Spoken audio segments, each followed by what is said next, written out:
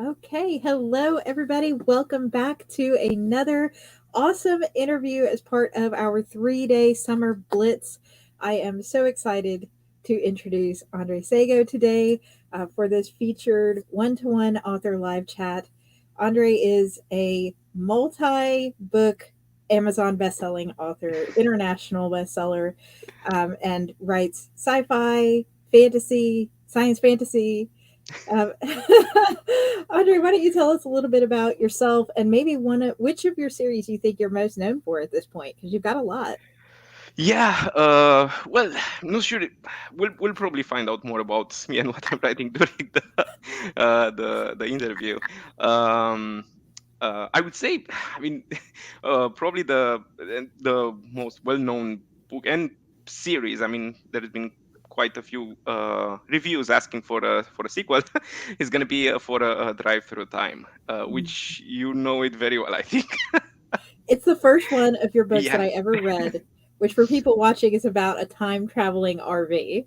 It's yeah. like historical fiction, sci-fi. It's awesome.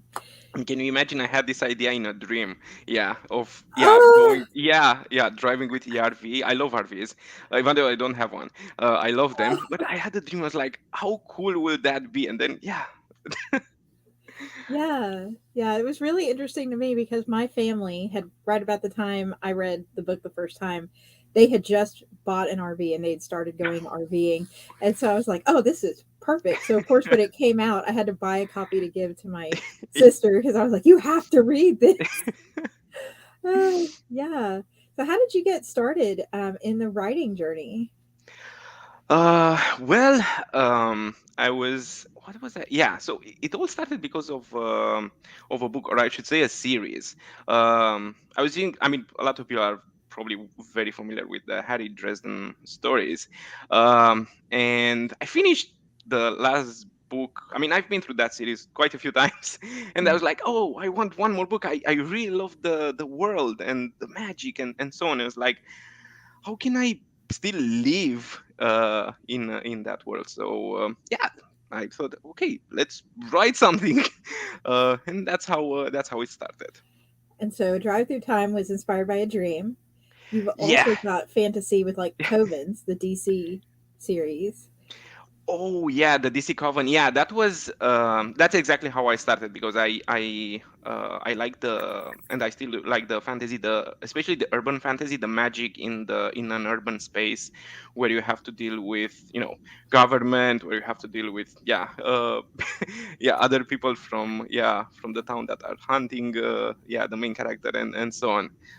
So yeah, that's that's kind of how it started. Yeah, so you've got that. You've got the Drive Through Time. You've got Yeah. the Squeamish Vampire, which was very well received. That okay, so that one was kind of a test because the first two were, let's say, traditionally published, but I mean, through this journey with the first couple of books, I learned so much. I was like, I want to start. Yeah, I want to try to see if I can. Yeah, I can publish these things on my own. I like to have control over pretty much cover design and so on and ads and marketing and such. So yeah, this is kind of how I started with this one. Is like it went well. So yeah, then the next was Drive Through Time. Wow. And did you go indie for Drive Through Time too? Yes, yeah. Then Wow. after the Squeamish Vampire, I was like, this is great. This is exactly what I want. So Yeah. And so that's really impressive because I think so many authors that we've had on the panels, they talk about one day I want to be traditional. And you've sort of started traditional, you came back out, now you're doing indie. Is it just because of the specific books, or is there advice maybe you could give authors who are watching who are wondering which way should they go with their book? it really depends on I think on the author. For example, Uh, I it was a new subject for me. I mean, writing or being an author and so on. So I started learning as much as possible, and then I was thinking, hey, now that I have this information, I can actually apply it as well. Yeah, instead of, Mhm. let's say, waiting for to have someone design your cover or uh, yeah, there are a lot of other things. For example, when you have something that needs to be changed, you have to send them to the publisher. They may may or may not have the time, and so on, depending on how their schedule is. So and I mean, I like control, so I like to, because for example, for let's say the cover, which is really important, I would say, of course, depending on the genre and so on. But and of course, don't judge a book by its cover, but sometimes a good cover, yeah, it's a good thing. Mhm. um, you know the story as an author, you know the story very well. You know kind of what should be in that cover. And there are a lot of programs out there, even for someone who's not very very good at artistic Mhm. drawing and so on. I'm Oh I'm yeah, not that yeah, good. So yeah, I mean, I know how to basically kind of tell the story from the cover, or in the cover. So that's one other thing. And plus marketing as well, full control over marketing. You know how to set up things, promote this one for deals. For I mean, we can go into BookPub and all other newsletters and websites and so on. It all depends. I mean, for example, there might be someone who just likes to write, send this book to the publisher. They don't want to be bothered with anything else and continue writing. That's totally fair. So it really depends on everyone and how they feel. yeah, yeah. Wow. We've been talking a lot on those panels just about how every book has its own best path too. Yeah. Um, and I think it's really intriguing. Your books have been so well received. Incidentally, in Australia first, it seems like that was the first place I was seeing your number one bestseller statuses pop up was in Australia. Was that surprising to you? Are you from Australia? No, no, I'm not from Australia. Originally I'm from Romania. But then stayed a while in Ireland, and then moved. Finally I'm in US. Been here for a while as well. I think it follows the sun. The first one is Australia, and then I mean east from west. That's how it started getting with the Mhm. bestsellers. Yeah, and I wanted to show off your cover. So this is Oh, the Drive Through Time cover, thank which you. is awesome. I love that there's like the castle here for people who are watching, and like there's the RV. And there are a few drones as well there. Yeah. Yes. So did you design this one yourself? Did Yeah, you? yeah, yeah, yeah. Wow, that's All really my cool. covers are designed by me, starting from Squeamish Vampire onward. I also had a thing to say in the DC Coven book too as well. I really wanted to have a specific format, but yeah, everything else this is designed by me in terms of covers. Mm-hmm. And you wouldn't believe how many times I design and redesign and redesign a cover, because to get the I take my hat off to you. I don't have any form of artistic creative stuff outside of the written part of the book. well, the thing, I don't have it either, but I know the story very well. And I was looking, for example, when traditional publishing, they will send you like a form, and you have like, please describe your book in like 200 words or less. That would make it great for the cover art. It's like, how can I do that? I have like 80,000 words in the book. Yeah, If it was that easy, I wouldn't have written the book. exactly. Yeah, this is the main idea. Now you come up with the story. Yeah, it should. Cue the hardest part for a writer to write, the blurb. Oh yeah. Oh yeah. Oh my gosh. Yeah, that's right. What do you say and not say? Yes. So, out of all your series, which one was the most challenging to write? The most challenging to write. Oh, that is a great one. I think the sci-fi one, the pure sci-fi one. It's the Zox series, and Mhm. I had the first book XOR AXAX. Yeah, that went out first, and now I finished the second book, but I'm editing it. And I think you got a preview of the first few chapters. Yeah. So the reason I'm saying this is because I work in the cybersecurity field during my my other life, not as an author, and I really wanted to. I mean, there's been a lot of books out there with technical stuff like hacking, but I mean, if you're in the field, Mm-hmm. yeah, if how good it is, and yeah, in terms of yeah, those kind of things. So I had I really wanted to make it about hacking, but in such a way that I mean, for example, for people that are into the cybersecurity field, they will love it. They will know the terms. They will know exactly what's going on. But also make it accessible for people that they're not doing this every day. You know, yeah. So like hacking a database, there are some specific terms, for example, in the yeah in the cybersecurity industry, like SQL injection and so on. But yeah, explaining it would be like hacking a database, extracting data from there, and such. So that was a really good challenge on how to balance those two things. Mm-hmm. Mm-hmm. And so did your do your colleagues know that you're like a best-selling author, or do you just sit there in humble silence? To be honest, I don't like to talk about usually yeah with anyone about my books. Everyone has their own journey. I just like to, I would say, stay in humble silence.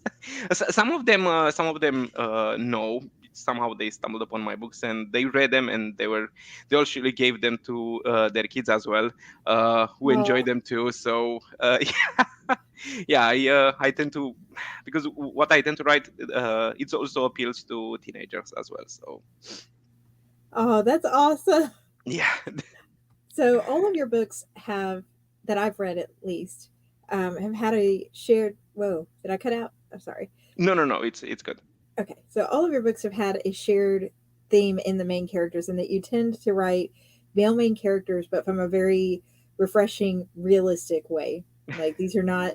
We were talking about this yesterday with a couple of other people on a different panel about how the trope has become these big macho men who just want to, I hate to say, use women and like be Yeah.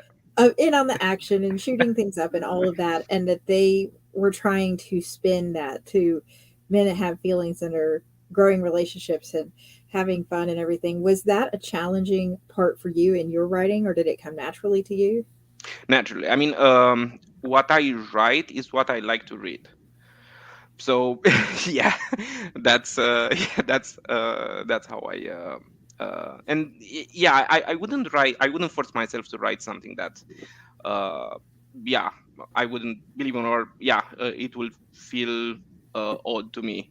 Mm-hmm. So yeah, Yeah, like I makes it loved easy. in A Drive Through Time, one of the first things that drew me in about the book was the main character was so real. Like this wasn't a perfect athlete guy, is like has everything going for him. He's very smart, but then also just he's got flaws, he's got strengths, he's got good times and bad times, and it makes the characters really realistic. And the women in your stories, for some women that were written by men, they're actually very well written. So, what was your inspiration for sort of the type of female main characters that you put in alongside some of the men? Because you've got all different kinds. The ones we meet in the Coven series are very strong, capable women. And then in A Drive Through Time, obviously, she's still strong and capable, but within the boundaries of her time, too. uh to be honest, okay, so a lot of the inspiration I have is from movies. That's sometimes that's what I, or other books, but mostly movies. So, for example, I don't know if you watch the Xena Warrior Princess. Uh, Yes, yeah, classic. yeah, exactly. So now imagine that kind of character in the A Drive Through Time series. So that's, she knows very well how to fight with a sword, how to yeah fight other yeah bad people, and so on. So um so so that's the thing. So when I write and I envision the character, and we can go into that, but I kind of know just in general terms what, or how, where what their journey is, where they want to go to, or how they should be.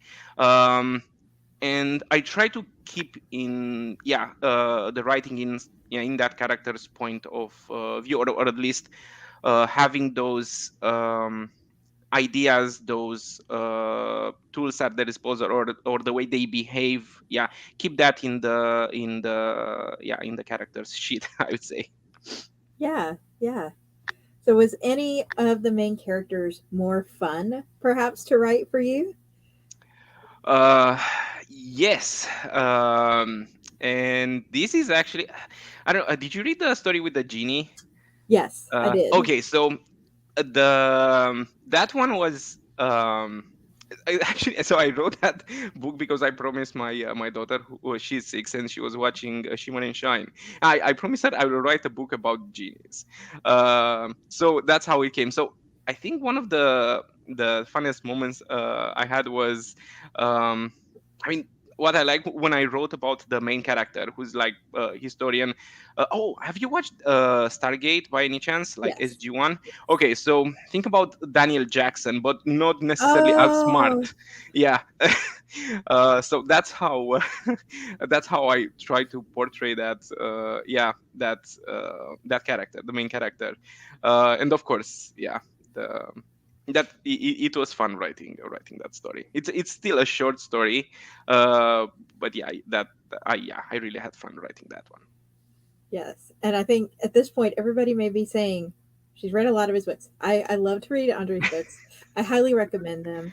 For those who've been watching my reviews, you know that that doesn't come easily for me. I usually have 20 to 30 authors a year who I'm like, these are 5-star reviews. But I have Andre's link too in the description box. And I can honestly say I am not being sponsored to tell you to go buy his books because these are awesome. Thank you. But yeah, if you like the sci-fi, there's definitely like hard sci-fi series in the works that Andre was talking about for a second book, harder than like a drive through time. Um, but is it hard for you to shift gears between like the fantasy aspect for Coven series and then the in between on drive through time and then the harder sci-fi and then go back around? Is that harder? Not exactly, and to be honest, this Zoc series that you're saying, this one just started. That doesn't mean it won't have any kind of fantasy elements to it. uh, Mhm. so, for example, the second book, I don't know if I should give people a sneak peek into what's gonna happen yet because it's not yet written. So we know we'll have to read the first book and wait for the second book. Yeah, exactly. So that one may have some elements that may be seen as a bit of fantasy. Um, but yeah, I mean, yeah, it still has a good deal of sci-fi, and so I would say the main three themes that I like are like fantasy, magical elements, and so on. So I'm gonna have yeah continue the Dizzy Coven series when I have time. A Drive Through Time, which yeah, that's where I started combining the historical aspects of it, and also very few fantasy elements, as you probably know.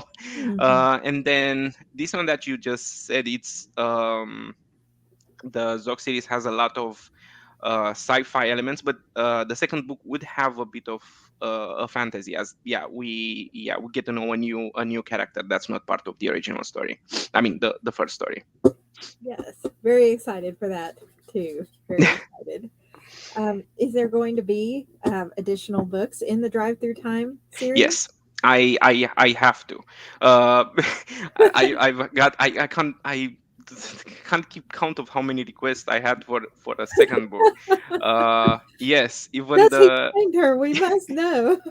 yeah, even the people from Podium Audio just recently emailed me. When is gonna be the second book out? We want to know. So yeah, I'm gonna start writing it as soon as I'm done with with this yeah the Because you've second also book. got a day job and you've got a family, and then you're Very writing true. this for us on the sides. How do Well, you find time to do it all? Uh, I would say kind of similar to you. The answer would be during the night. Uh, that's Mm. yeah. That's what I get. I mean, if I get like 1 or 2 hours per day at the most, that is good enough to write something or to edit. Mm. Yeah, because over a month, that's a lot of writing and Yeah, editing. I mean, it doesn't happen every day. That's the sometimes so I mean, for example, there is on the author side there is a lot of pressure. Oh, I need to write every day. Not necessarily. For example, I'm sometimes I can spend like a week with a story in my head, thinking about it, how how should I continue? And then when I sit in front of the computer and start typing, in half an hour I can probably achieve more than I could have in a couple of days, or even, yeah, three, Mm, 4 days, if I have this flow already done. So it, yeah, there is, I would say, no pressure. It's people have been saying this for a long time in multiple posts. It's a marathon, not a sprint. absolutely. And I've got to ask because I know we have mused over this as indie authors in the past, and my dabbling in traditional publishing has been halting at editing and pitch coaching. So once the book is signed, I don't have a whole lot to do with after that. Do you feel like, compared to what you had to do for your traditionally published books, that you have to market more for your indie books, or is it the same? Um, I would say in terms of marketing, because I do more the thing is that as an indie author, you have a lot more options than if you're Mm, traditionally published. For example, let's say the Goodreads giveaways. You can give away ebooks because you publish the book, you own all the rights and so on, compared to if you're traditionally published, you can only give like at maximum 10 paperback or hardback copies, and that's it, and you have to ship them and so on. So yeah, well, compared to the ebooks where you can give away like 100 books at a time, and then chances you're gonna get definitely more reviews. Yeah, compared to, yeah, 110, there is, yeah, this difference. And then, yeah, I mean, you can apply for, yeah, different kind of deals like newsletters and so on with traditionally published book, but you also have to think about revenue and such, which makes it better if you're self-published. So depends. it's actually really interesting because I think a lot of us view traditional and we're like, oh, I want to go traditional because they'll do all the marketing for me and it'll be so easy and I'll just sit back and collect the paycheck. And then the more traditional authors I've been interviewing on these panels, I've realized that that's not always necessarily the case. I mean, That it's like don't a get me wrong. lightning strike. Yeah, the traditionally publisher, they will do, but for example, they can do it once per year, or when the book is released and then, yeah, dies down as um or yeah, they may do, yeah, it really depends on how it goes. But once, yeah, as an indie author, you can pretty much do marketing whole year round, just Mm, or pick your dates. For example, if you have a book that ties well with, I don't know, the end of the year, or with, I don't know, Valentine's Day or something, depending on, you can target things for each country or for each culture. mm. um yeah, it really depends on, yeah, not many people on the traditional side will uh pay that kind of attention as you, because this is your work. Yeah, yeah. I love that. And I love the encouragement that, if there's indie authors or writers who think of going indie, watching that there's pros and cons to both sides. And maybe the marketing that we dread as indie is actually a pro if you look at it, that you have control over all the aspects of it. But I have to say, this won't happen overnight, especially on the marketing side. Sometimes, for example, now let's make it the point for the traditional publishing, yeah, industry as well. They have knowledgeable people. They know when they market, they really do know how to get the best for what they invest in, compared to an indie author may, hey, this is a huge pile of money and I'm just gonna get 2 cents out of it. Yeah, no, I'm kidding.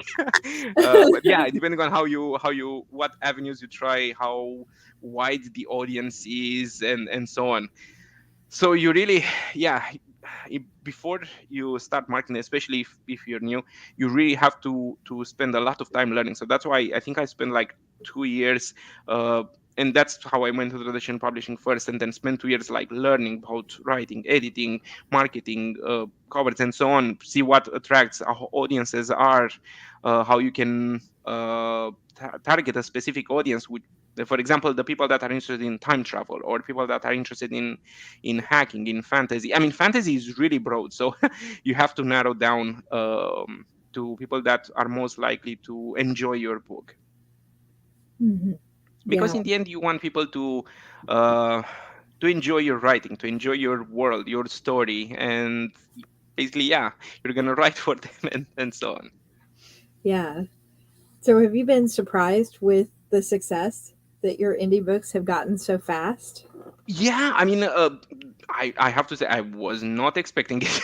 So, what uh, advice would you give to others who are like, I'm thinking of doing this, I'm going to put it up like yours were on Amazon? Um, it does it go back to, like you said, that gripping cover, the researching what the audience wants? well, no, with the cover, it's tricky. The cover, it's I would say the most important thing is, as an author, the story. Try to bring that story in the cover. I mean, a picture can, let's say, represent 1,000 words. Mm. Add more pictures, so you're gonna have like a few thousand words in that cover compared to like couple of hundred that yeah Yeah. that traditional publishing will ask. Um, but in terms of uh, the one advice is never give up. I mean, Mm. it's may sound generic, but always if you initiate, let's say, an ad campaign, um, tinker with it. Yeah, try to see how you. Okay, today it performed well. That's good. Or maybe today did not perform well. Let's change. Sometimes you have to take into account different days of the week. For example, you may have okay results on, let's say, Tuesday, Wednesday. They may start picking up on Thursday and Friday or over the weekend. So also it matters what genre you're writing in. So I mean, you still need to gather some data, but once you have that data, you can you can improve the decisions and tinker with with what you have. And then the more successful an ad campaign is, that means it reached more people that are interested in your book, and the chances are that they will enjoy it, and of course leave positive ratings and reviews. Yeah. Well, thank you for the advice and the wisdom. That's huge. I mean, it's just I assume if a lot of people are doing this, so yeah, I wouldn't say it's yeah, new. I think because there's so many people that are also trying, it feels daunting or Yeah. overwhelming. Oh yeah, it is. Yeah. But hearing that it's daunting and overwhelming to someone who's made it and then being like, okay, if they can make it, I can make it, that's really encouraging. You mentioned your daughter earlier and Yes. and the genie. How does your family feel about, your writing and your books? And, So yeah, I mean, my daughter, she's 6, so she didn't get yet to read the books. I mean, she likes the covers, and I always ask her to tell me which one she likes more. uh oh, but my wife, she reads all the, once I'm finished with my editing part, she reads every book, and based on her feedback, I know if it's going to be a good book or a terrible one, and I need to rewrite everything. So far, luckily, I didn't need to rewrite the books, but I'm waiting for it. Yeah, we'll see. thank you, Andre's wife, for your very valuable feedback that got us these awesome books. Yeah, I remember. So we're busy in the house, and then she started reading one of my book, and she was reading it for a long time. I was like, and then she was like, "Oh, what time is it?" And yeah, did I? Yeah, is the that You're like, was well, the that's a good one of sign.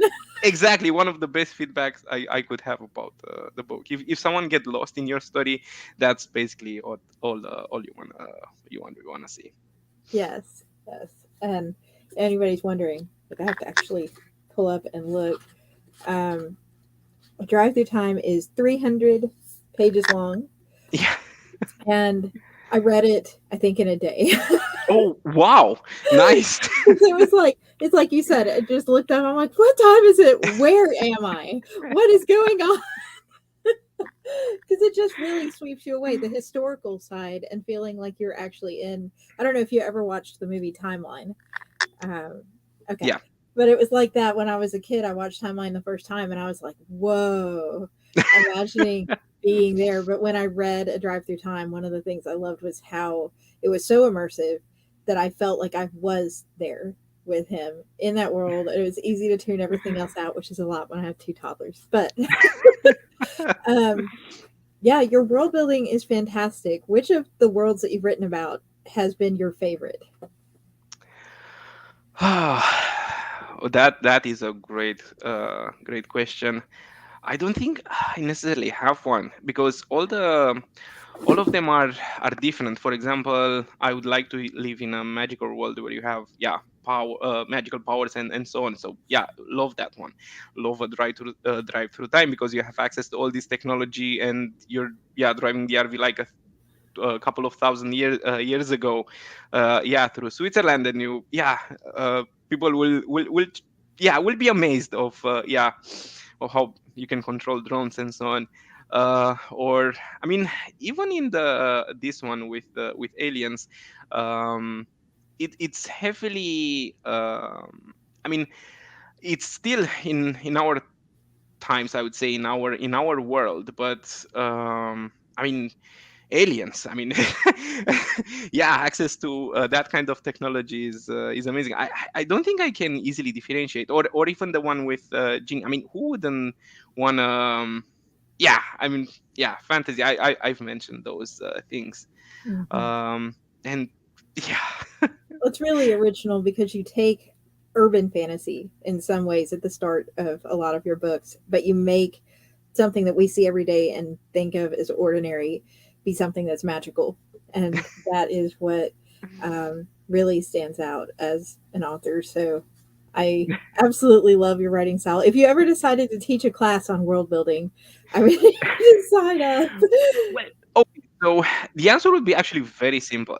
um I really I read, listen, and like a lot of stories that let's say Jules Verne or Edgar Rice Burroughs, or I mean, there are a lot of uh, amazing giant authors, wonderful stories, and their world building is so rich.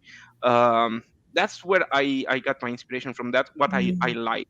I think that one had like uh, the biggest impact on me, on being able to, or wanting to write similar kind of story. I mean, you won't get anywhere near that level. those those people were amazing. One But day, yeah, you haven't been one writing as day, long though. one day, that's right. But yeah, I mean, that's what inspires me, I would say. Yeah, we can't compare ourselves present Yeah, to true. the end journey of somebody else who did so well. True, that's But true. And yeah, everyone has their own path, that's right. yes, but absolutely. So thank you so much for joining in, for talking about your books with us and everything. This has been amazing. Thank you, and thank you very much for the invite. I love it, and great opportunity to have a chat with you. It has been such a pleasure.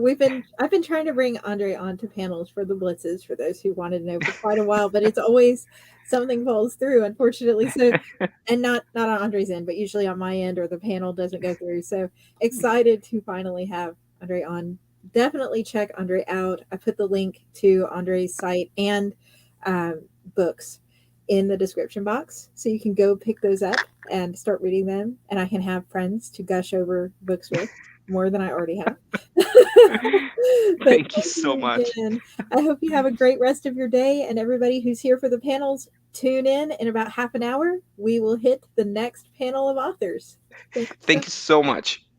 much. Bye, everybody. Thanks.